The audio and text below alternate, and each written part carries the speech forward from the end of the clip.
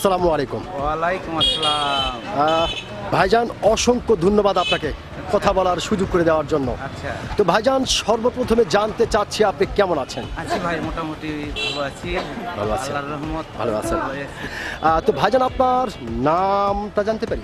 আমার নাম হচ্ছে শ্রী সুমন চন্দ্র মহন্ত ভাই। শ্রী সুমন চন্দ্র মহন্ত। মহন্ত, সুন্দর একটি নাম আপনার, অত্যন্ত চমৎকার একটি নাম আপনার ভাইজান। তবে একটি কথা, যে কথাটি না বললেই নয়, সেটা হচ্ছে যে আপনাকে দেখে এবং আপনার নাম শুনে যেটা বোঝা যাচ্ছে আপনার সাংঘাতিক একটি সাহসী মানুষ। এটা কিন্তু ভাইজান আসলে আপনাকে দেখে বোঝা যাচ্ছে। তো ভাইজান আপনি কি ভোটার হয়েছেন? হ্যাঁ, ভোটার হয়েছেন। কোন দেশের ভোটার আপনি হয়েছেন ভাইজান? বাংলাদেশের। বাংলাদেশের। অসংখ্য ধন্যবাদ যে আপনি বাংলাদেশের ভোটার হয়েছেন।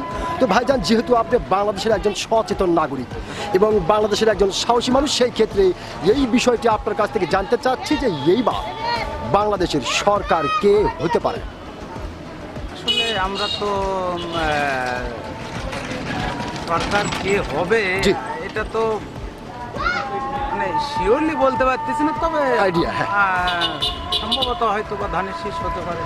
মানে শিওরলি বলতে পারতেছে, তবে একটু আইডিয়াতে বা একটু ধানের শিশু হতে পারে। অসংখ্য ধন্যবাদ ভাইজান আপনাকে, চমৎকার করে এবং অত্যন্ত সাহসিকতার সহিত আপনি কথাগুলি বলতেছেন। তো সেই কারণে আরেকটি বিষয় আপনার কাছ থেকে জানতে চাচ্ছি যে ভাইজান, আপনি একজন সাধারণ মানুষ হিসাবে জানতে চাচ্ছি যে বিএনপি যদি সরকার হয় দেশের, তাহলে বাংলাদেশের মানুষ হয়তো কী ধরনের সুযোগ সুবিধাগুলি পেতে পারে? জাস্ট আইডিয়া আপনার।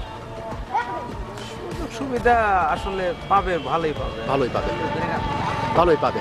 অসংখ্য ধন্যবাদ ভাইজান আপনাকে। আপনি যে সত্যিকারের একজন সাহসী মানুষ, আপনি কিন্তু আপনার সাহসিকতার পরিচয় দিয়েছেন। অসংখ্য ধন্যবাদ আপনাকে। হ্যাঁ।